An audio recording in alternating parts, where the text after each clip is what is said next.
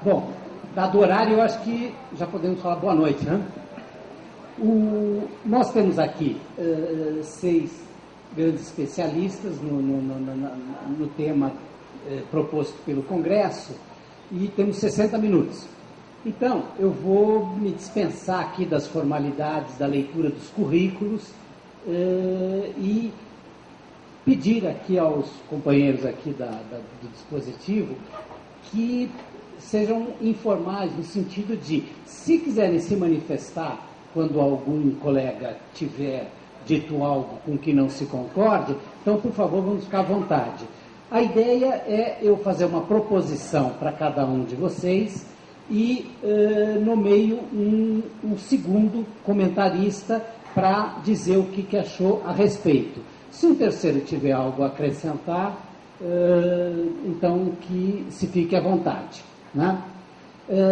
Eu vou começar com o ministro Luiz Inácio Adams, colocando uma questão que meio que me angustia, né? Quando eu entrei no jornalismo, há algum tempo, parece que existia uma espécie de pacto entre o governo militar e o poder econômico.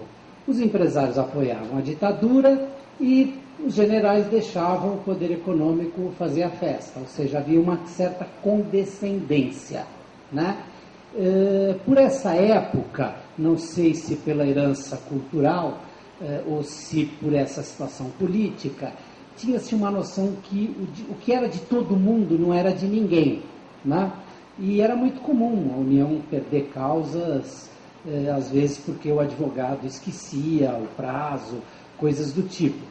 Essa é uma situação que definitivamente mudou. Hoje nós temos uma advocacia profissionalizada, forte, é uma carreira de fato, não é quem não conseguiu outra coisa que vai para a advocacia pública. Só que me parece que, para usar um termo militar, né, da senoide histórica, né, bate num ponto, depois radicaliza no ponto contrário,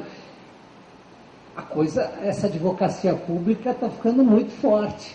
Ou seja, em outras palavras, a União está muito voraz, não é? De uma forma que nós temos hoje quase que o engajamento. Quando o Adams estava lendo uma estatística ali, dizendo que a União ganha só 50% das causas, me veio que, pela minha observação, o contribuinte ganha muitas causas de pequeno valor. As de grande valor, aquelas mastodônticas, são todas a União que ganha. Então, quer dizer, assim como era errado o desequilíbrio dos anos militares, eu pergunto então ao ministro Luiz Inácio Adams, como é que ele vê, se ele acha que esse quadro global se está sendo justo para o contribuinte. Bom, só para registrar, vou falar em 30 segundos assim, existia uma realidade pré-88 em que a advocacia de Estado era fragmentada em várias unidades. Não havia uma advocacia de Estado organizada. A representação judiciária do Ministério Público, havia consultorias em cada ministério separadamente, cada autarquia tinha uma consultoria, uma representação própria, existia consultoria geral. Então havia uma descoordenação muito grande. O que acontece a partir de 88, que é com a formação da LGU, sai do Ministério Público de Representação e se concentra, se organiza essa representação que de fato começa a acontecer de 93 até hoje. São 18 anos. Desse tempo, há muitas ações, o próprio ministro Gilmar coordenou um processo amplo de incorporação das carreiras de procurador federal que compõem as autarquias, ou seja, a advocacia hoje é um corpo jurídico que envolve 8 mil advogados públicos, espalhado em 800 órgãos da administração federal em todo o país. Eu não acho que seja uma questão de desequilíbrio. O processo judicial é um processo de disputa e de convencimento. Eu achar que existe uma voracidade, eu estaria também contaminando o próprio Poder Judiciário, porque o Judiciário é um poder independente, funcionalmente independente. E ele julga a partir dessas convicções que são trazidas a ele. Ou seja, ele se convence ou não se convence dessas soluções. Eu acho que o que nós vemos hoje, na verdade, foi uma expansão enorme da litigiosidade no Brasil. E essa expansão, ela se dá de maneira até descriteriosa, ou seja, há um processo de, digamos assim, de disseminação de ideias, teses e pretensões que não necessariamente se conformam com a Constituição, mas são colocadas como um processo de crescimento e de disputa, que é natural numa sociedade democrática. Né? Eu não vejo aqui. Eu estava conversando aqui com o presidente, o Francisco Queiroz, que está dizendo, ele é juiz há 30 e poucos anos. Ele, quando começou juiz, tinham 2 juízes federais em Pernambuco. E esses 2 juízes federais de Pernambuco, da época que começou a carreira, tinham menos trabalho do que ele tem hoje como um tribunal estruturado e com todos esses juízes no âmbito do governo federal. Então, assim, de fato, há uma disseminação de disputas e essa organização que a advocacia tem qualifica melhor a defesa do menor. Isso sem sombra de dúvida. Sem sombra de dúvida. Agora, isso não é o que caracteriza, digamos assim, a voracidade do poder público. O fato de ganhar ação mostra a consistência da proposição. A voracidade ou não do poder público tem que fazer juízo do ponto de vista de política, vamos falar tributária, política tributária. Se a política tributária ela é adequada, equilibrada, ou se ela é mais agressiva, se ela é excessiva em relação Você pode tributar 50% e ainda ser legal, né? Constitucional. O Nova York, a tributação alcança 40%, né? A tributação brasileira é menor que a tributação de Nova York, está Nova York. Data veníssima, né? Acontece que a gente que lida lá no STJ, todo dia vê, é claro que a Procuradoria tem alta competência, mas a gente luta contra um argumento irrefutável, perda de arrecadação. Qualquer coisa que chega lá, a gente vai, a Procuradoria começa dizendo, isso é 20 bilhões, é 10 bilhões.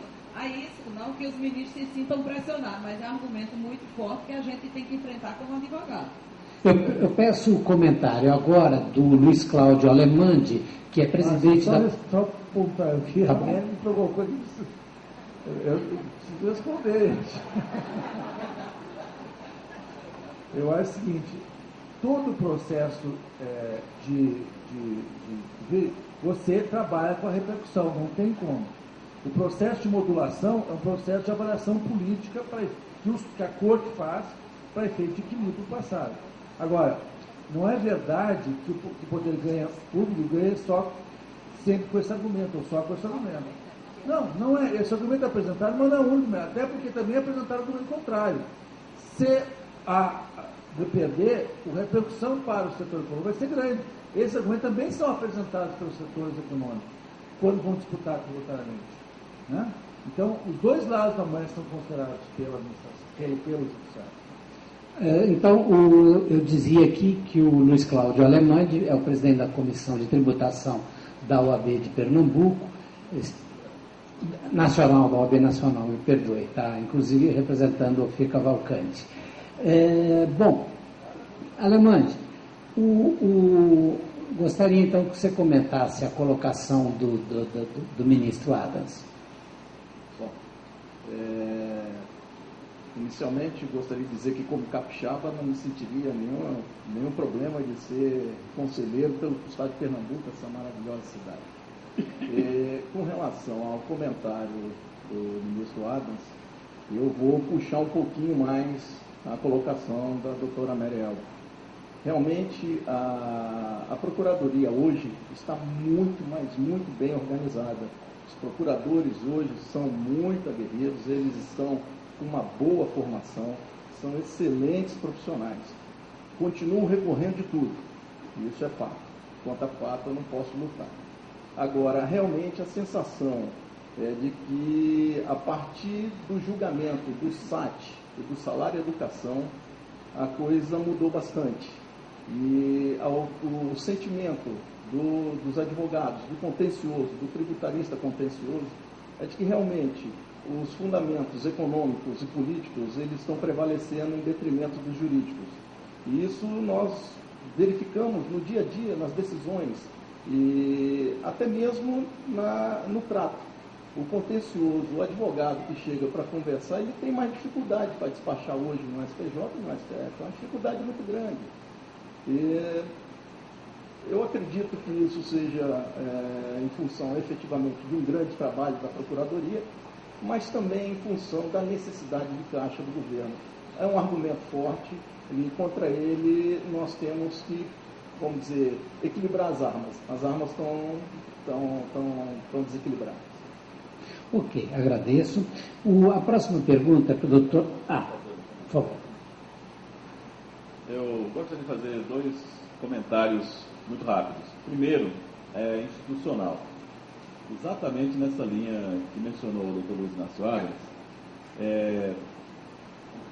até 1988 nós tínhamos uma realidade muito diferente da que temos hoje, e a advocacia pública sequer estava estruturada. Em seguida vem toda uma legislação, e eu acho até que a advocacia pública precisa aumentar, precisa de mais advogados, mais procuradores, que ganhem melhor, talvez, e que façam o melhor trabalho possível. O que não me parece coerente é que, apesar desse aumento de advogados, apesar do aumento da proporção de atuação, etc., continuem a vigorar determinados privilégios da Fazenda Pública e a surgirem novos privilégios que se somam e nunca substituem os anteriores. Então, a justificativa dos privilégios tributários do passado era a falta de advogados públicos, a falta de procuradores, o excesso de trabalho. Logicamente, isso foi substituído, especialmente também por certos mecanismos processuais, recursos repetitivos e outros mecanismos que propiciam essa redução de trabalho. Mas não se justifica a permanência de alguns privilégios que deveriam ser revistos, quer no Código Tributário Nacional, quer em leis processuais. E um deles, que eu acho extremamente danoso, que é o artigo 170A do Código Tributário Nacional, que diz que o tributo só pode ser compensado com trânsito em julgado dos processos. Ora, se o trânsito em julgado fosse o do Tribunal Regional Federal, estaria tranquilo quanto a isso. Mas não. A interpretação que se deu foi o trânsito em julgado definitivo. E como a Fazenda consegue recorrer tudo para o Superior Tribunal de Justiça e para o Supremo Tribunal Federal, nós ficamos numa esfera de circunstâncias das piores possíveis, porque, ou seja, praticamente as decisões de todos os processos tributários são unicamente, que interessam pelo menos, aquelas que sejam adotadas no Superior Tribunal de Justiça e no Supremo Tribunal Federal. E aí, a União fica na cômoda situação de que, se ela perder 100% de todas as causas sobre uma matéria, em primeira instância, em segunda instância, e até no STJ, ela pode recorrer para o Supremo Tribunal Federal, alegar que há um acúmulo de débitos, e aí vem o argumento ad teorem, de que aquilo vai quebrar a União, quando, na verdade, se houvesse, em virtude da autorização de compensações, lá quando houve o trânsito em julgado efetivo, que era no Tribunal Regional Federal, porque nós aprendemos de processo civil que o recurso especial e o recurso extraordinário não têm efeito suspensivo diretamente, a execução se daria ali naquele momento. Então, não por esse motivo propriamente, mas esse acúmulo vem daí. Ou seja, de uma péssima técnica de acumulação, de expansão da advocacia, que é devida, eu acho que é devida. O doutor Inácio Arias, aliás, é responsável quase pela duplicidade, da duplicação do quadro de procuradores da Fazenda Nacional, que eu acho extremamente meritório. Agora, o que eu não posso coincidir, Márcio, é a continuidade de privilégios dessa natureza. Especialmente quando jurisprudência do Superior Tribunal de Justiça, essa regra vem, vamos lembrar a história, quando vários juízes autorizavam a compensação de tributo. Acho que nós já entendemos. Acho que já dá mas aí eu acho que é importante lembrar só um ponto, que era o abusivo do uso de liminares para compensar tributos. Isso aí realmente foi um abuso escancarado no Brasil. Agora, que se aceite a sentença de primeira instância revisada por um tribunal, acho que isso era perfeitamente justo e adequado. Então, isso é um desequilíbrio, que você falava, do desequilíbrio, eu acho que ele se verifica em situações que esta é só tomada aqui como um exemplo. em situações onde o excesso da interpretação da garantia leva a esse sentimento que as pessoas têm de um certo desequilíbrio de relações entre os contribuintes. Eu acho que o Adams ganha direito aí a 1 minuto, Adams. Não, assim, comentário duas vezes. É fato que hoje nós temos no judiciário, no judicial, se usa o argumento da repercussão. O sistema da modulação desse plano penal é exatamente isso. É avaliando a repercussão, tomar uma decisão. Só um instantinho. Tá ouvindo aí atrás, que me parece que o microfone está baixo. Precisava mais som no microfone do ministro. Então, retomando, o sistema de modulação é exatamente uma ponderação que se faz de uma decisão judicial para efeitos de repercussão para o passado e para o futuro. E por isso que o Supremo pode modular e muitas vezes modula. Agora, o que eu não concordo é achar que a Corte decide por conta da repercussão. A Corte não decide por conta da repercussão. A Corte decide, e nós já perdemos muitas questões pesadas no Supremo Federal. Então, não é verdade que a atuação da advocacia, usando o argumento da repercussão, tenha levado a uma derrotas constantes dos disputos judiciais. Ou vitória, não é verdade isso, desculpe.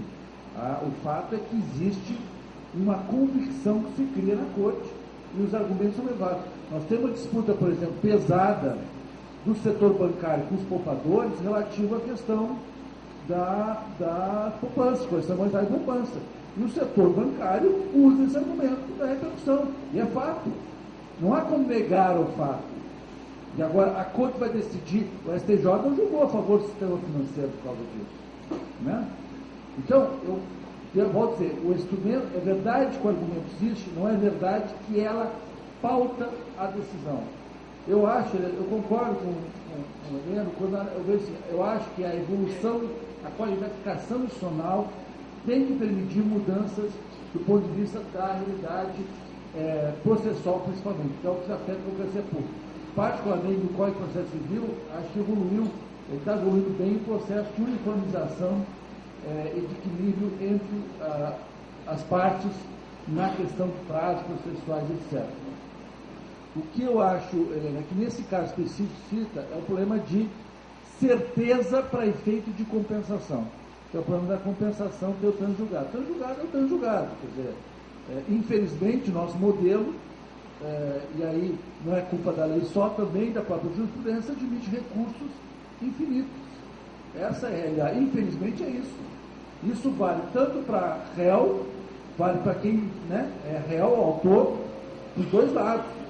Eu nunca vi nenhum advogado privado, contra uma disputa contra a Fazenda Pública, abriu mão de um recurso porque acha que não, acho que nós perdemos. Se ele tem um recurso, ele usa. Ok. Então, assim, concluindo, Márcio, eu acho que é necessário, sim, fazer aperfeiçoamentos, mudar. Eu acho que nós podemos avançar, sim, na questão de melhor configurar os recursos. Né? E aí eu vou só citar uma coisa que aqui a OAB, puxando um outro assunto. É um absurdo, eu acho que a Corte Constitucional Brasileira deveria ter elegibilidade nos recursos que aprecia. Né? Hoje a nossa Corte Constitucional tem 38 portas de entrada para alguém questionar a Corte Constitucional. Não existe Corte Constitucional no mundo que tenha esse volume de acesso. Né? Habeas corpus, ação originária, petição, recurso extraordinário, agravo, tem uma infinidade de recursos. Isso sobrecarrega a Corte e faz com que a Corte tenha que julgar, junto com matéria de repercussão geral, questões absolutamente irrisórias. Ok.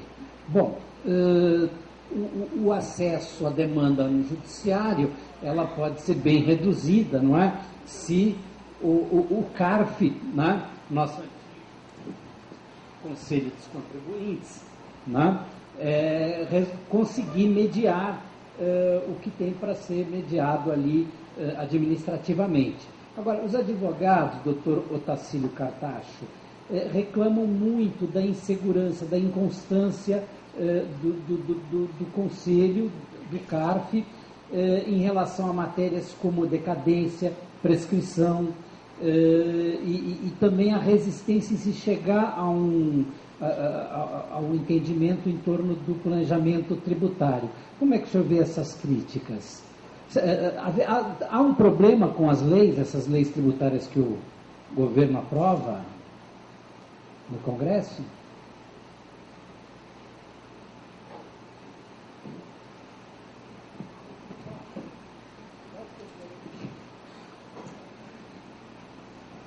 O doutor Cartacho ficou sem palavras com a minha pergunta, que foi assim, arrasadora. Por favor, doutor Cartacho. Tem um traço muito interessante na condução do contencioso tributário federal. O Conselho, ele nasceu sob o signo da paridade. Está dando para ouvir aí atrás? Não. Se eu puder falar um pouquinho mais alto. Pronto, agora melhorou.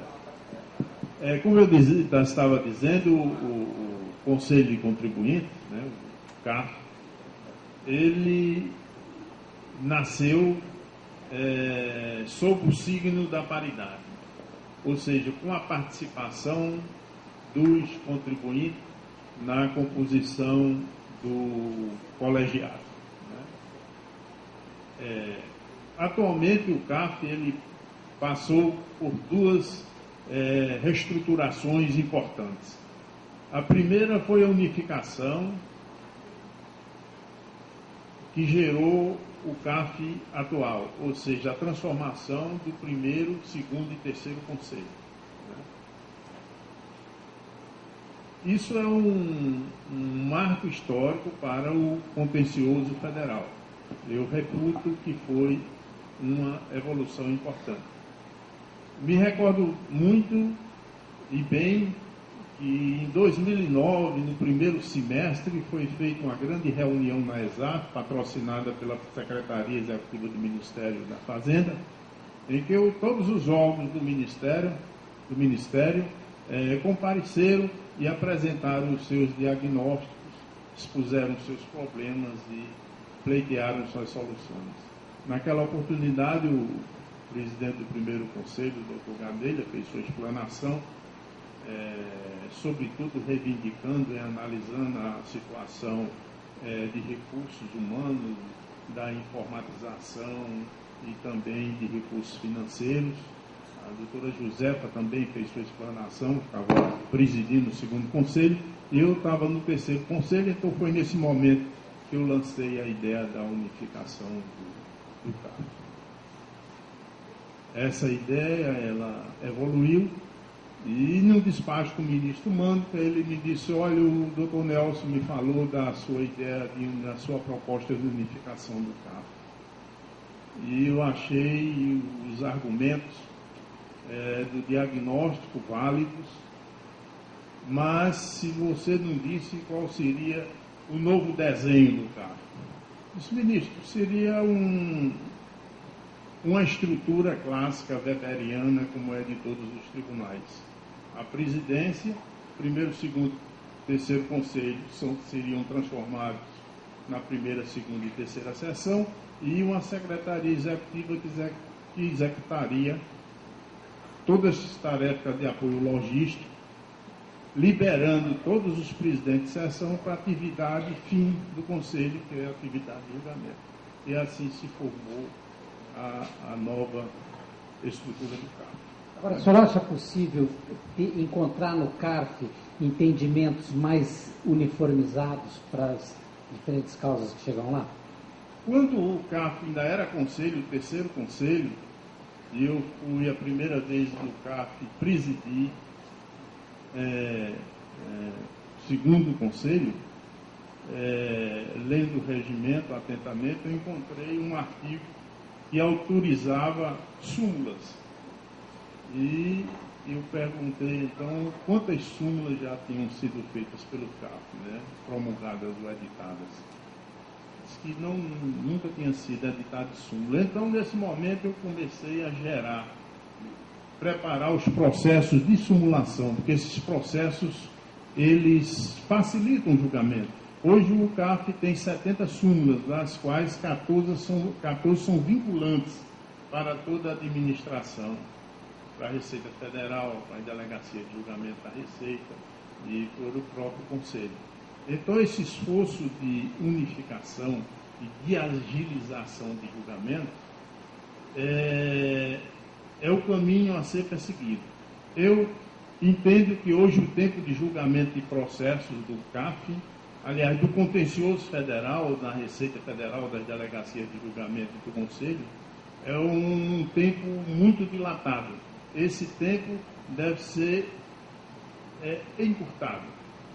E eu tenho muita esperança que isso aconteça, porque agora aconteceu a segunda reestruturação. Reestruturação essa em cima do processo fiscal. O e-processo, ele estava sendo desenvolvido na Receita há cerca de uns 10 anos. E o e-processo, ele se encaixou bem na concepção do macroprocesso do crédito tributário, ou seja, do crédito tributário litigioso. De sorte que o e-processo é um grande instrumento de trabalho que permitiu que o contencioso brasileiro saísse da fase do papel, saísse da fase de Gutenberg e passasse para o processo digital. Eu acredito que até o próximo ano, segundo semestre do próximo ano, ou final do próximo ano, todos os processos do contencioso da Receita Federal, consequentemente do CAF, estarão todos digitalizados. Isso é muito importante porque ele produziu um choque cultural importante e vai viabilizar uma nova sistemática no julgamento dos processos, na intimação das partes e na interposição do recurso. Eu acredito que haverá um grande encurtamento na edição e no julgamento de todos os processos. Ok, obrigado, doutor Cartacho. Eu pediria então à doutora Mary Elbe que comente aí as ponderações, as informações dadas pelo doutor Cartacho. Veja, realmente o processo eletrônico está sendo uma evolução muito grande. Só precisa melhorar um pouquinho o site, doutor Cartacho, pelo amor de Deus, a gente ainda não consegue acessar toda a jurisprudência. Isso é uma reivindicação nacional. Agora, uma coisa que eu tenho notado na lida lá sempre, por exemplo, tem a norma que já diz que é obrigado o CAF a seguir o recurso repetitivo. Nós temos hoje o recurso repetitivo do STJ com relação à decadência. Mas o que a gente sente na prática é que está havendo uma resistência das câmaras de aplicar o recurso repetitivo do STJ. Isso realmente gera uma insegurança para a gente, porque já tem uma decisão do STJ e há uma resistência de algumas turmas de não seguirem. Como é que isso pode ser visto no sentido de uniformizar e ser seguido lá no CAF? Se eu pudesse também responder quanto ao site. Pois não. O site é o seguinte, com a implantação do e-processo, o Conselho tinha um sistema chamado SINCOM. Ele operava numa base Lotus e servia muito bem a todos os operadores de direito, advogados, contribuintes, conselheiros, procuradores, inclusive. E também ele fazia a movimentação dos processos internamente dentro do Conselho, quando o processo entrava em pauta, quando era sorteado, indicava o relator, indicava as atas, as sessões, etc.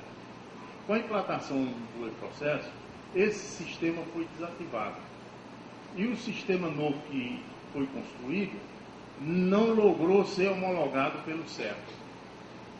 E então ficou um espaço vazio, do quais queixam não só os advogados, mas também os procuradores. Quando eu assumi o CAF, foi a primeira comissão que eu recebi, foi de advogados reclamando exatamente porque a consulta de jurisprudência, o banco, que não está completo, não está atualizado, ele fornece a matéria-prima para os recursos especiais, que são exatamente a comprovação das divergências em determinadas matérias. E aí afeta os dois lados, né? A Fazenda também, que tem que entrar para a divergência, não tem acesso à jurisprudência. Recebi a visita do Dr. Paulo Riscado e que fez a sua reclamação em relação à desatualização do banco de jurisprudência do caso, né? Então, o que se está fazendo é reconstruir o ambiente operacional, dar eficiência operacional ao cargo, para depois você exigir produtividade dos conselheiros. Porque o ambiente operacional eficiente é fundamental para o desenvolvimento de qualquer atividade. Márcio, por favor, Pois não. aproveitando o gancho, eu gostaria de perguntar ao presidente Cartacho se os advogados correm o risco de terem que fazer sustentação oral em videoconferência.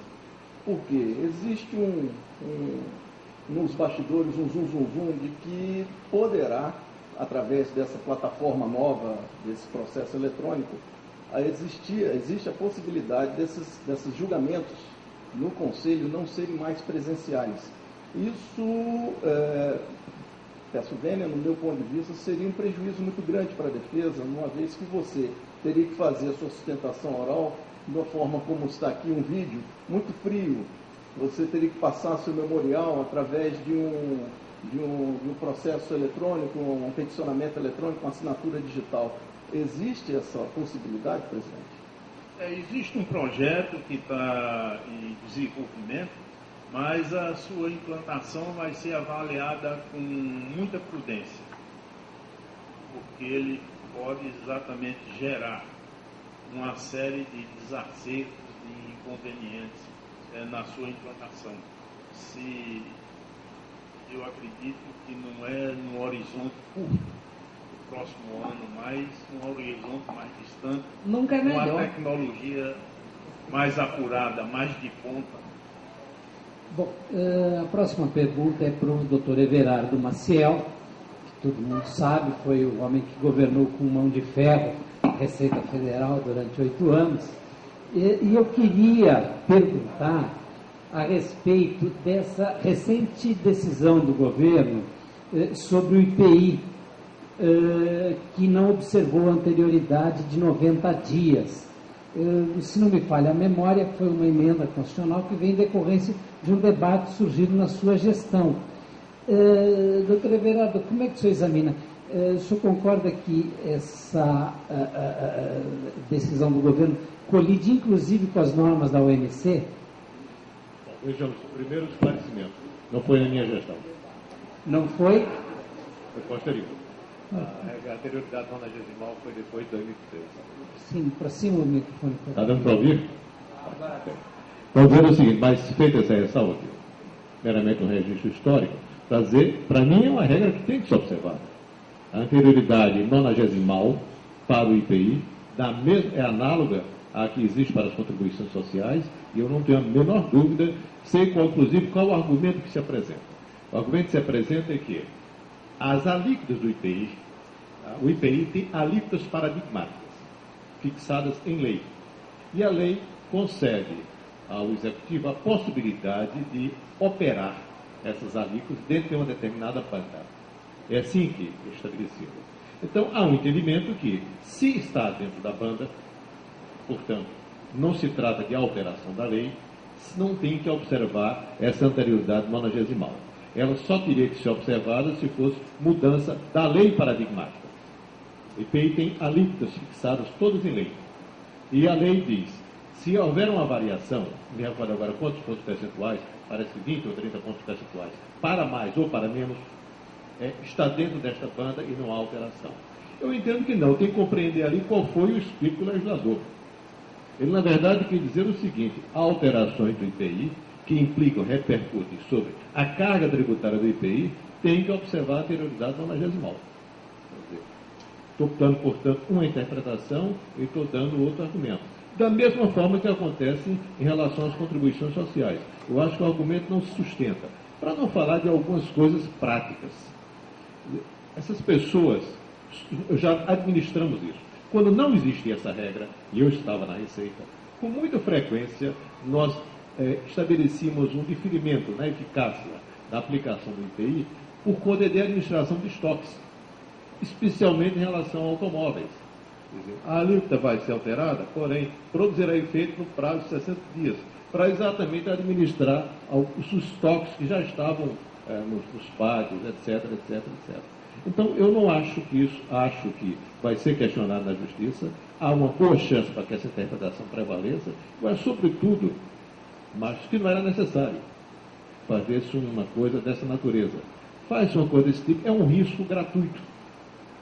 Por que não fazer, observando isso, que não é nem preciso, pode até dizer assim, olha, eu não entendo que precise observar essa anterioridade nonagesimal, mas tenho o direito de dizer que a eficácia pode não coincidir com a vigência e a eficácia vai produzir efeitos a partir de 90 dias. E faz sem estabelecer qualquer tipo de cuidado em relação a isso. Tá bom, obrigado, vereador. Então eu pediria agora ao doutor Heleno Torres que fosse comentarista dessa vez. Bom, também concordo integralmente. Aliás, se for essa a interpretação, Everardo, eu quero dizer que a regra de anterioridade que ali está posta fala em lei, porque a regra é ser lei que altere alíquotas de tributos. Mas o caso do IPI está excepcionado no parágrafo 1º do artigo 153, para que o Poder Executivo altere as alíquotas dos tributos e, portanto, sem lei que estabeleça, e, consequentemente, aquele dispositivo da anterioridade nonagesimal deve ser interpretado em conformidade com essa autorização. Ou seja, as bandas a banda de limite máximo, obviamente, não é a regra, porque aqui se protege a garantia de não surpresa, aqui se garante a previsibilidade das expectativas quanto a um aumento de tributo. E se há aumento de tributo por decreto e autorizado pela Constituição, isso sem dúvida nenhuma está dentro da regra. Agora, eu acho que também, nesse assunto, já disse aqui, o ruim é a sinalização. Essa sinalização de que a União estaria disposta a agir, inclusive, contra tratados internacionais, doravante, para defender os interesses, quando nós temos o artigo 98 do Código Tributário Nacional, que determina de forma expressa que a lei brasileira, qualquer legislação tributária, observará os tratados em vigor. Então, os tratados e convenções internacionais podem ser perfumaria para qualquer outra área do direito. Para o tributário, não. Porque o tributário tem uma regra expressa que determina a observância como uma espécie de garantia tributária para todos os contribuintes em relação aos efeitos desses acordos. E um especial é aquele da não discriminação do gasto, quer no que concerne aos serviços, quer no que concerne às mercadorias. E este determina que o tratamento nacional que seja dado ao produto interno terá que ser estendido ao produto estrangeiro. Então, eu acho que, assim, ainda que eu concorde com a função da medida, de proteção da indústria nacional, eu acredito que nós temos outros mecanismos, como aqueles mecanismos de defesa comercial. Não funcionam bem. Pois que a União se esforce para criar mecanismos que permitam que isso funcione muito bem.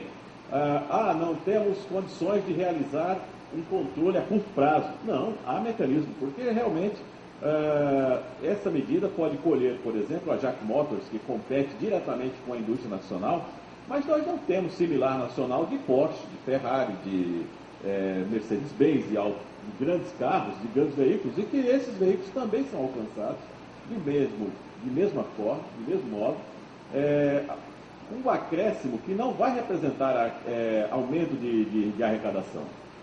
A finalidade de aumento de arrecadação aqui, no meu modo de ver, pelo menos, é pífia. Eu lembro quando houve, e já termino, no governo, salvo engano, Itamar Franco, um aumento semelhante de alíquotas, acho que no imposto de importação de veículos, o que se viu foi sobrando veículos nos pátios dos depósitos aduaneiros da Receita Federal, e depois a Receita com ônus, não só de custeio desses depósitos, como também de leilões que foram feitos aí à torto e à direita. Então, eu acho que a medida poderia ter sido melhor examinada à luz do nosso funcionamento.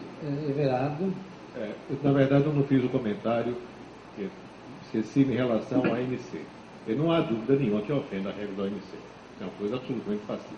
Sobretudo, eu creio que existem outras formas de tratar esse assunto. Quer dizer, em relação, por exemplo, aos carros importados de elevado valor, é simplesmente elevar a alíquota de IPI para os carros elevados, os carros com esse tipo de tecnologia. Perfeitamente possível, onde alcançaria modalmente os veículos importados, sem dizer que está tratando de veículos importados. Enquanto, do outro lado, a despeito de todas as restrições que existem em relação ao Mercosul, que na verdade é uma fantasia, quer dizer, uma tarifa externa comum que tem uma lista de exceção enorme, que é diferente para cada um dos participantes, quer dizer, nós estamos falando de uma tarifa externa comum, que é uma fantasia. Quer dizer, isso pode ser tratado também com imposto de importação. Quer dizer, são soluções mais convencionais, menos polêmicas, e que alcançariam o mesmo objetivo, porque do outro lado também eu imagino o seguinte: eu sou nem um pouco a favor de qualquer medida que venha estimular a importação de carros estrangeiros. Perfeito, obrigado. Bom, como o ministro Adams concorda com tudo, então eu faço agora a pergunta ao Luiz Cláudio Alemandi. Algum problema? Não? Alemandi, por favor, nós temos visto a OAB se manifestar diariamente sobre os mais diversos temas. Agora, sobre essas agruras que nós analisamos aqui esses dias todos, nada. Muitas vezes, inclusive, nós temos visto a OAB nacional se alinhar com o Ministério Público, está funcionando como uma linha auxiliar do Ministério Público Federal, pedindo condenação e coisas assim, né? Será que não caberia à OAB algum papel na defesa da advocacia? Também na área tributária, perdão. Bom, com relação ao Ministério Público, eu peço desculpa, mas quem deveria estar sentado aqui é o presidente Ofi, que infelizmente não pôde comparecer. Com relação à defesa da advocacia tributária, a Comissão de Estudos Tributários do Conselho Federal, pela primeira vez, não mérito meu, mérito de uma comissão que estamos trabalhando, aqui tem o Dr. Gustavo Ventura, que é do Estado de Pernambuco. Nós estamos muito atentos, nós fizemos um grande evento em Brasília com relação à reforma tributária e o que se pode fazer num conselho que é formado basicamente com a elite da advocacia mais politizada, que são os criminalistas e os trabalhistas. São eles que estão em grande maioria dentro do Conselho Federal. E isso pelo engajamento político deles e é mérito puro deles. E o advogado tributarista, ele sempre ficou muito relegado. Eu resolvo meu problema, eu tenho goma no cabelo, eu tenho butoeira, eu sou milionário, e a coisa ia caminhando. Hoje não. Hoje, em função da necessidade de salvar uma profissão praticamente, que é o contencioso tributário, nós estamos vendo, eu posso lhe garantir, de uns anos para cá, os eventos de congresso de direito tributário se fala em segurança jurídica, em respeito à coisa julgada. Não se cria mais tese, não se discute mais tese. Nós estávamos conversando sobre isso no Espírito Santo, o Heleno mesmo, que chamou a atenção para esse fato. Em 98 teve um grande evento no Espírito Santo que se discutia teses. E essas teses eram levadas ao Poder Judiciário. Hoje não se leva mais. Agora, efetivamente, o Conselho abriu as portas para a advocacia tributária. Hoje nós temos já uma possibilidade de defender um advogado tributário, uma advocacia tributária. E hoje, basicamente, o que a comissão pede é segurança jurídica. E digo isso em função do próprio parecer da Procuradoria-Geral da Fazenda Nacional, recente, que simplesmente acaba praticamente com a coisa julgada e cria um quarto tempo. Esse, para mim, foi um dos pontos que mais me chamou a atenção. O parecer foi feito um parecer, o Conselho rejeitou a unanimidade pela incondicionalidade. E o que se pode pedir... E qual medida concreta foi feita pela OAB? Nessa matéria tributária, então, a culpa é dos advogados tributaristas. Eu acho que é da própria OAB, não é? Que sempre foi omissa nessas discussões. Eu que tenho acompanhado várias discussões de reforma, você nunca vê a OAB se posicionar. Não. Eu reconheço não posso ser mais realista do que o próprio rei, mas nós estamos mudando essa condição. A própria professora mesmo, no seminário patrocinado pelo ministro Toffoli, chamou atenção para esse fato, a omissão da ordem na matéria tributária. E nós estamos lutando contra isso, nós estamos trabalhando. Existe uma carência financeira, a comissão não se reúne com a vontade que eu gostaria que se reunisse, mas as matérias estão sendo debatidas, estão sendo questionadas. Essa mesmo do parecer, após o reconhecimento, já foi encaminhado para a Comissão de Estudos Constitucionais para analisar qual é o melhor meio para que se questione. Hoje mesmo nós estamos analisando e puxando todos os processos com repercussão geral no Supremo para pedir o ingresso da OAB como amicus curiae. Um exemplo claro desse processo foi detectado até por uma coincidência minha. Eu analisei que existem 2 processos de repercussão geral no Supremo Tribunal Federal, tratando da mesma matéria. Um já com amicus curiae da OAB, onde se discute o suposto fracionamento dos honorários sucumbenciais. E um outro, que subiu com repercussão geral, num processo também de fracionamento, mas não de honorários sucumbenciais, mas tratando da mesma matéria, só que sem a contrarrazões da parte que venceu, do advogado. Subiu ao Supremo sem contrarrazões da parte que venceu, contra a Prefeitura de São Paulo, e aquele processo foi dado repercussão geral. Quando eu detectei isso, eu falei, mas como é que dá repercussão geral num processo desse que não tem contrarrazões da parte que venceu? Ele simplesmente não contrarrazou. E eu já pedi ao Conselho Federal, o Conselho Federal já aprovou, estamos ingressando também com amicus curiae nesse processo, porque se decide esse primeiro, aquele outro que tinha amicus curiae vai para o espaço. Então essas ações nós estamos tomando. Infelizmente, não podemos abraçar o mundo, mas estamos caminhando e precisamos de apoio. A ordem está aberta, a comissão está aberta e aguardando o apoio e o chamado, porque nós vamos atuar e estamos atuando. Obrigado, Alemande. Eu pediria então ao doutor Everardo Maciel que comentasse e, se possível, lembrasse que contribuição ele recebeu no seu período na Receita da advocacia, seja das entidades representativas ou seja da advocacia, falando de forma genérica. Advocacia, que é advocacia? Quer dizer, estruturada nas organizações ou individualmente? Sim, qual a contribuição que o senhor recebeu? Com muita frequência, nós estabelecíamos debates com advogados tributaristas para a construção de legislação tributária específica. Eu vou citar um exemplo. A grande mudança na legislação do imposto de renda, que se operou por projeto de lei ordinária, que foram as mudanças do imposto de renda da pessoa jurídica e pessoa física, em 1995, ela foi precedida de amplas discussões com grandes tributaristas brasileiros. Eu posso dizer que nós temos uma lista, se a memória não me falha, quase de 50 pessoas que foram debater o assunto, para debater cada um daqueles temas assim com relevância, por exemplo, extinção da correção monetária dos balanços para fins tributários. Uma matéria extremamente polêmica. E, para isso, ninguém tem certeza absoluta do que ia acontecer. Então, nós conversamos com várias pessoas e foi precisamente uma sugestão de um grande tributarista que tratou e fulminou o assunto. Porque nós tínhamos dito que fica extinta a correção monetária para fins fiscais e ele pediu e societários. Se nós não tivéssemos acrescentado, por sugestão do advogado tributário, certamente o efeito da instituição da correção monetária, que foi um elemento decisivo na estabilidade monetária do país, não teria tido sucesso. Um outro exemplo, num assunto que foi suscitado aqui, questão de o que chama de planejamento fiscal, no campo da elisão fiscal. Essa questão foi discutida e por sugestões de advogados.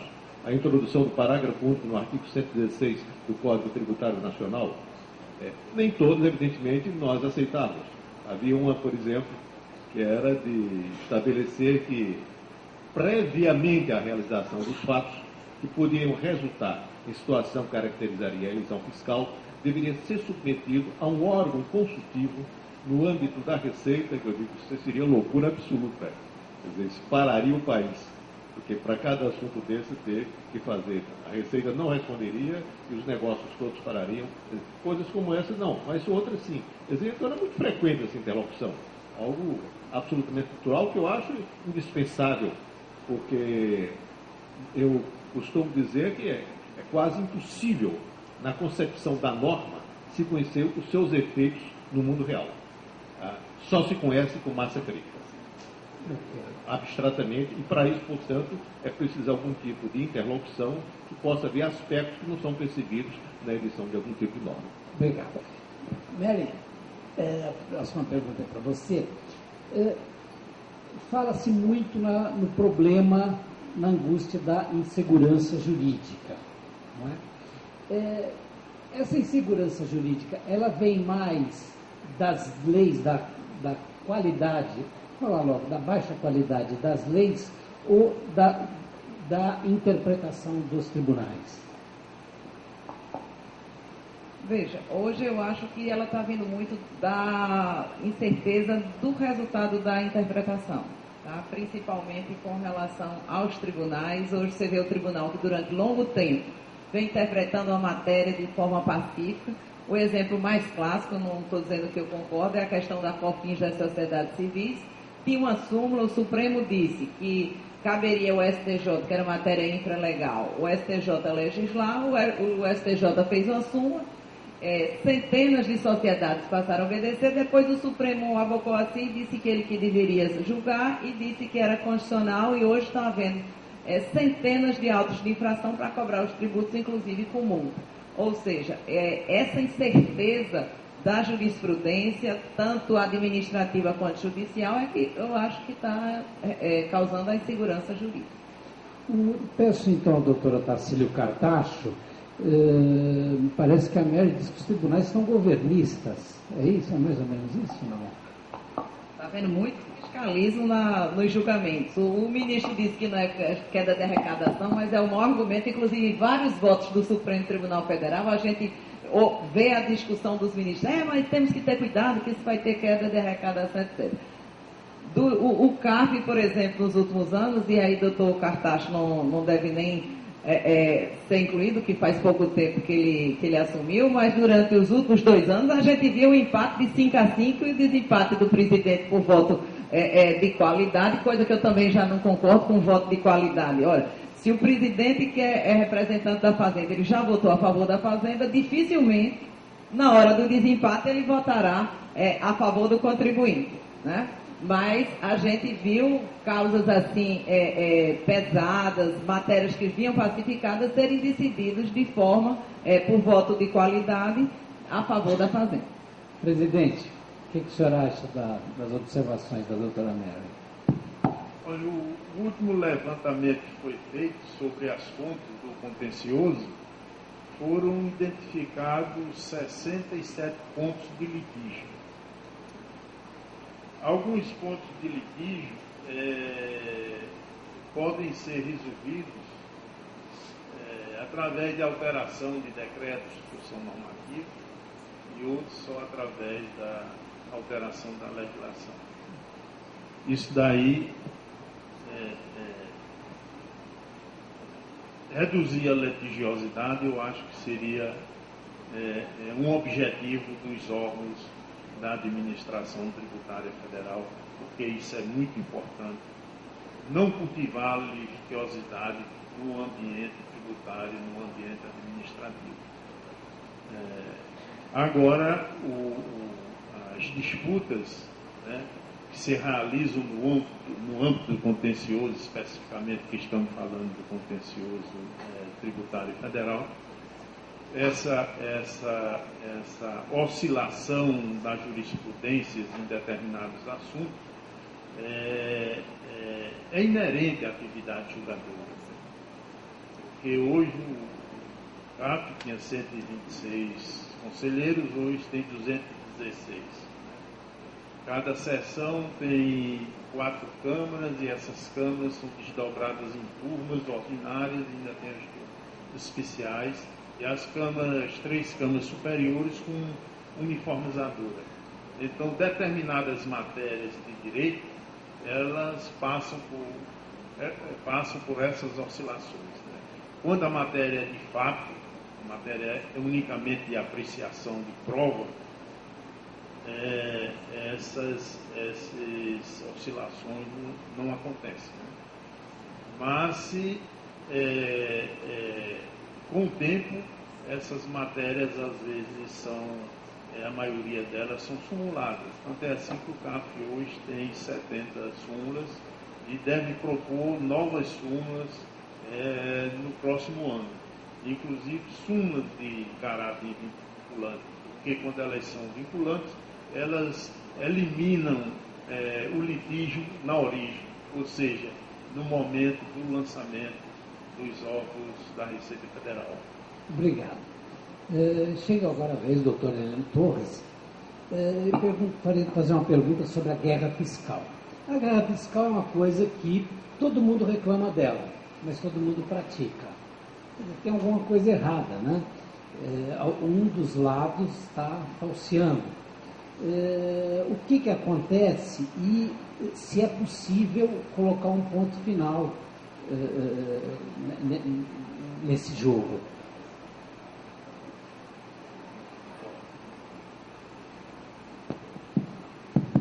A guerra fiscal exige hoje um remédio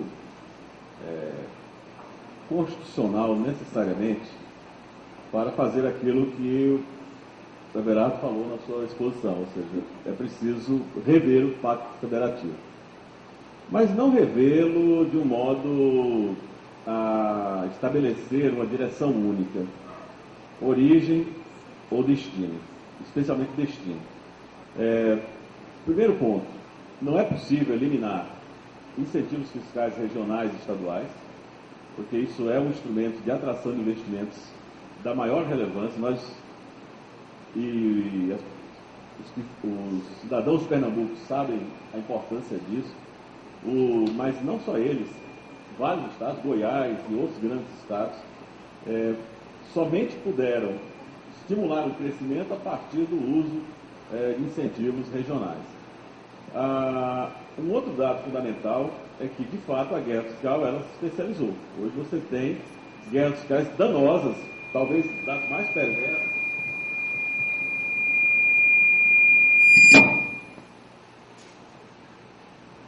É o caso da guerra fiscal dos portos, chamada Guerra dos Portos, ou a guerra do e-commerce no Brasil. Mas essas figuras todas, elas exigem uma tomada de decisão que eu reputo, Márcio, que seria uma revisão do Pacto Federativo com uma visão de Estado. Falta hoje no Congresso Nacional, falta hoje na doutrina brasileira uma visão de Estado. Está-se a pensar só no interesse individualista de cada Estado ou naquelas repercussões pontuais que não interessam ao conjunto. Então, a reforma tributária, ela exige realmente repensar o Pacto Federativo como um todo, mas a guerra fiscal, ela deve ser eliminada naquilo que falou mesmo o Everardo, da tax competition, da discussão sobre a impossibilidade de eliminar essa busca de competição fiscal. Entretanto, vamos a um ponto muito importante. Primeiro, São Paulo é maior do que toda a Argentina, toda a economia argentina. Nós temos em São Paulo um PIB maior do que o da Argentina e uma população maior do que a da população argentina. Portanto, é o terceiro país, entre aspas, da América Latina. Você não pode, de uma hora para outra, dizer que a tributação se opera no destino e liquidar as receitas públicas do Estado como São Paulo. Então, a responsabilidade da política numa decisão como esta é muito grande. E convenhamos, São Paulo tem 3 senadores. Tem a mesma quantidade de senadores que tem qualquer outro Estado. De tal forma que a responsabilidade política é muito grande para equilibrar o Pacto Federativo. Não ampliar essa situação de São Paulo, não garantir uma estabilidade somente do que hoje existe hoje, mas de garantir um equilíbrio do fortalecimento dos estados, dos estados do Norte e Nordeste, garantir uma atração de investimentos por meio do ICMS, mas que não seja esse atrativo danoso, nocivo a todo o federalismo. Agora, como faz isso? Eu diria, esse é o problema.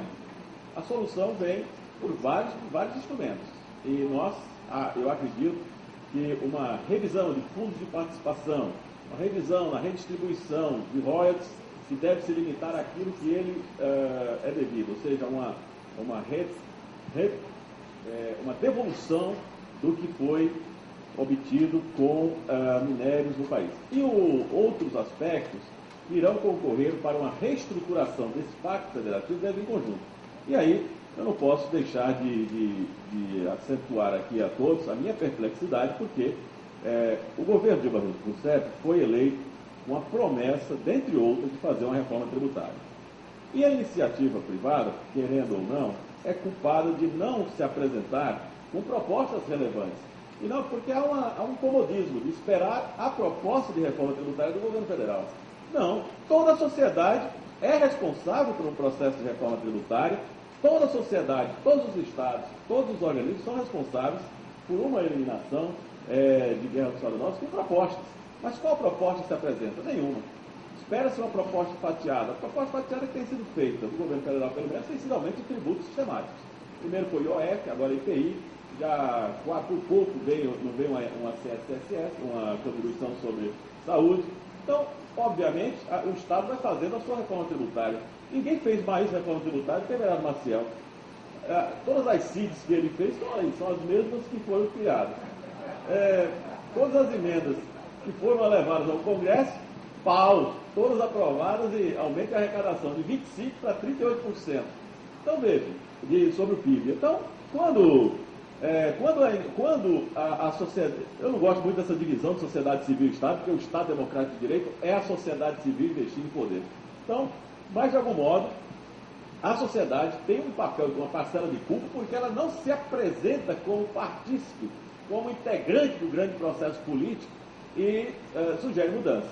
Eu acho que hoje, Marcos, fecho aqui, porque infelizmente esse é um tema realmente muito amplo, sim, né? Sim. Ele envolve grandes temas. Mas peço que você conclua. E eu concluo dizendo que se o foco é solução para a guerra fiscal, essa tem que vir amparada numa reforma do federalismo fiscal brasileiro, cuja Constituição de 88 tinha uma referência de economia que não é da realidade brasileira de hoje.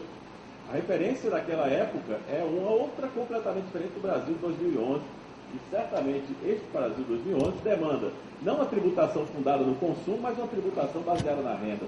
Não uma tributação orientada exclusivamente por dispersar, né, todos esses tributos baseados no consumo e faturamento, mas sim uma necessidade de uma reestruturação, uma readequação. É fácil? Não é.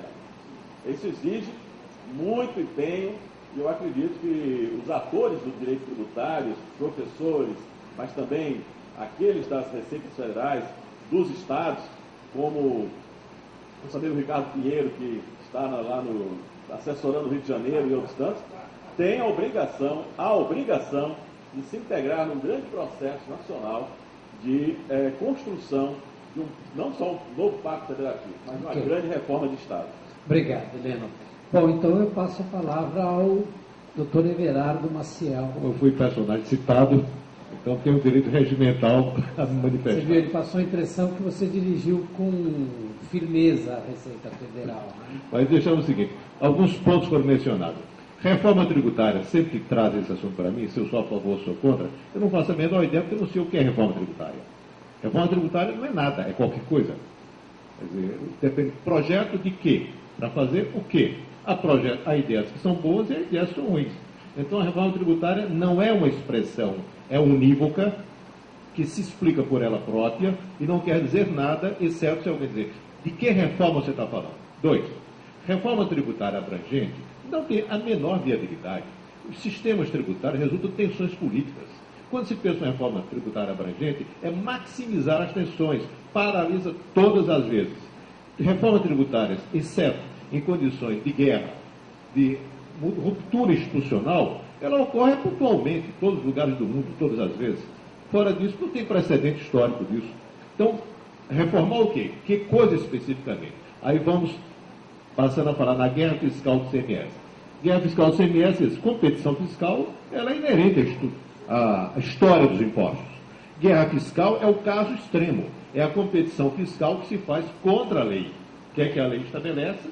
Se a lei estabelece isso, se é contra isso, isso é uma guerra fiscal. A lei que trata o caso do ICMS é a Lei Complementar 2475. Essa lei está ultrapassada? Está ultrapassada. Ela tem alguns artigos que são inconstitucionais, claramente, e tem, inclusive, alguns erros de aritmética. Quando ela diz, por exemplo, no seu artigo 8º, que no caso de benefício concedido em desacordo com o estabelecido nessa lei, é nulo o ato da concessão. Sendo nulo o ato da concessão, imposto devido. E diz também, o Estado recebedor tem o direito de recusar o crédito concedido. Ora, se é nulo e, portanto, o imposto é devido, ele não pode recusar o crédito concedido. Sou pena de ser agora cumulativo, porque está cobrando 2 vezes. Isso não é um erro de direito, é um erro de aritmética, um erro trivial. Pois bem, tem coisas desse gênero. O que é que tem que se fazer, Márcio? Repensar a Lei Complementar 24, que vai desde definir o seguinte: o que é benefício fiscal? É benefício fiscal, por exemplo, o Estado conceder, estabelecer, via redução de base de cálculo, uma redução de sua alíquota interna em valor inferior à alíquota estadual? Claro que não. A Constituição vedou isso em relação à alíquota por um excesso, aqueles preciosismos necessários para prevenir a acumulação de crédito. Mas isso não tem nada a ver com incentivo fiscal. Isso não é incentivo fiscal. Então, redefinir o conceito que é benefício fiscal. Se combina uma revisão dessa lei estabelecendo regras claras para a competição fiscal lícita. Quando for tratar de sistemas como royalties e fundo de participação, qualquer que seja o critério, e há 2 caminhos para tratar disso. São os critérios de equalização e os critérios paramétricos. O Brasil sempre optou pelos critérios paramétricos, como, por exemplo, renda e não equalização de receita, que é coisa muito mais complexa. Quando for fazer qualquer que seja o critério, ele não pode implicar em redução de receita nominal das entidades beneficiárias, porque isso é uma loucura. Porque existem despesas que estão associadas a isso. Em outras palavras, mudanças têm que se operar na margem. Ou seja, elas são tendentes a uma determinada situação, mas não pode deixar de considerar todas as despesas que foram constituídas em relação a isso. E se soma esses fatos todos que eu mencionando, isso já é uma reforma tributária, e aí, Helena, sem precisar de alterar a Constituição.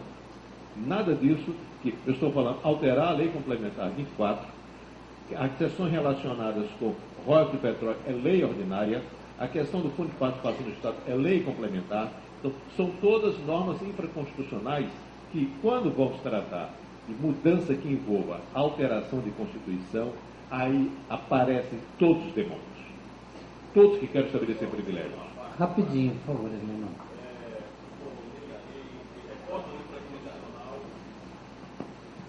Em reforma infraconstitucional, Everardo é craque, joga na defesa e no ataque, viu? Em qualquer posição. Então eu não vou discutir, mas eu acho muito difícil nós operarmos uma reforma tributária que solucione guerra fiscal unicamente na lei complementar, tendo em vista as tensões que hoje se encontram. Basta ver o que houve agora, a decisão do Supremo Tribunal Federal sobre os incentivos fiscais. Imediatamente os estados já vieram e criaram novamente os mesmos incentivos, até de outra forma mais forte ainda. Então, eu tenho muitas dúvidas. Outra, nós temos sim exemplos de reformas tributárias relevantes. A emenda constitucional número 18, 65, nós temos a emenda Passos Porto, nós temos uma série de outras medidas que Mas foram... deixa-me dizer, a emenda Passos Porto, eu a conheci bem de perto, um desastre. Sim. Todas as mudanças que ocorreram pós-67, nenhuma delas é meritória. Todas conseguiram piorar o sistema tributário brasileiro. Ou seja, discussão, imagine só, discussão de emenda constitucional sem direito, como é óbvio, a veto. Quer dizer, todos os problemas comparecem no ato. E é por isso que todas as vezes que aparece, a última que estava proposta com a relatoria do deputado Sandro Mabel, queria acabar a guerra fiscal, mas a guerra fiscal de uma maneira muito interessante. Ele dizia o seguinte: tudo que foi feito até agora fica convalidado e tem um prazo de 20 anos para se extinguir e fica proibida a guerra fiscal. Quer dizer, é aquela situação onde vai acabar a guerra porque não tem pólvora. Não tem razão. Mas eu queria só finalizar minha... Se há somente é possível fazer uma reforma ou propor qualquer mudança orientado por objetivos, ou seja, orientado por fins constitucionais, fins sociais, fins econômicos. E não há dúvida que todos nós reconhecemos que há um objetivo hoje nacional, todos os brasileiros estão interessados e orientados a tanto, que é o crescimento econômico. O Brasil quer crescer, quer ampliar as suas atividades, mas não é possível crescer com as dificuldades burocráticas de gestão da empresa, o imposto sobre a renda arcaico, vem o novo Código Civil, vem uma nova mudança de regras contábeis, e está lá a mesma legislação do imposto de renda de 1950. Então, essas mudanças são absolutamente urgentes. Urgentes. Legislação de 95. Imposto de renda? Pré-imposto de regras são de 1942 no regulamento de imposto de renda. 95 mudou tudo. Quase tudo, mas com muita coisa. Então, as mudanças societárias que se operaram com o Código Civil, com outras hipóteses, não estão contempladas. Isso é urgente, ou seja, em termos de crescimento econômico, vejam um problema relativo hoje ao RDC, ao regime diferenciado de contratação no caso das Olimpíadas. Ora, imediatamente, com alguma mudança semelhante a essa, veja, no caso que não tem nada a ver com tributário, já de imediato vem duas ADIs, para o Supremo Tribunal Federal. Por quê? Porque as mudanças que se operam no plano intraconstitucional no Brasil, e não em qualquer outra matéria, mas em matéria tributária especialmente, a reação é muito forte, ela tem um caráter de reação, de discussão de constitucionalidade, que muitas vezes impede a estrutura. Então eu temo que uma reforma tributária operada no nível infraconstitucional, ela simplesmente nunca sai do papel. Ok, Helena. Entendeu? Ok, obrigado. Bom, eu tenho certeza que o debate foi produtivo e útil para todos vocês, né? Foi um debate bastante equilibrado, ou seja, nós todos aqui contra o Adams, né? Eu disse que foi muito equilibrado o debate. Agradeço ao doutor Everardo, doutor Cartacho, Heleno Mary, ministro Adams, Alemande, e passo a palavra para a doutora Mary Elbe para fazer aqui então um encerramento solene desse congresso maravilhoso que foi muito bem organizado. Só quero desejar muito obrigada a todos vocês por terem estado aqui esses 3 dias, terem vindo de todos os lugares do Brasil, Rondônia, Roraima, Rio Grande do Sul, Bahia, Espírito Santo, né? E estamos todos juntos. E agradecer aos palestrantes, às autoridades, todo mundo que esteve aqui conosco e convidá-los já para o 12º Congresso, que será de 26 a 28 de setembro de 2012. Espero encontrá-los todos aqui novamente. Muito obrigada. Boa noite.